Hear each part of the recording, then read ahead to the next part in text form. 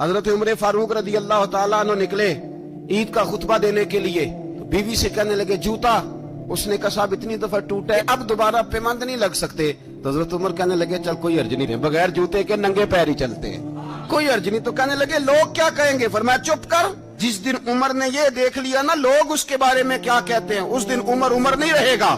تو کہا پھر آپ کا نظریہ کیا ہے؟ فرمایا میرا نظریہ یہ ہے کہ رب رسول میرے بارے میں کیا کہتے ہیں۔ ننگے پیر عمر جا رہے ہیں، کون جی؟ میں بڑا ماڑا۔ اچھا جناب، کیا غربت ہے؟ 10 قسم کے جوڑے لٹکے ہوئے ہیں کمرے میں اور پہننے کی فرصت نہیں، سویرے کیا پہننا ہے شام کیا پہننا ہے، پر تو غریب ہے، تو بہت بڑا غریب ہے، اس لیے کہ غربت پیسوں کی وجہ سے نہیں ہوتی، غربت تو دل کی ہوتی ہے، تو واقعی بڑا غریب ہے اور تو غریب ہی رہے گا۔ امیر تو عمر فاروق تھے جو ننگے پاؤں چلے گئے عید کی نماز پڑھانے، تو رستے میں جو ملا کہنے لگا عمر جوتا تو پہن لو۔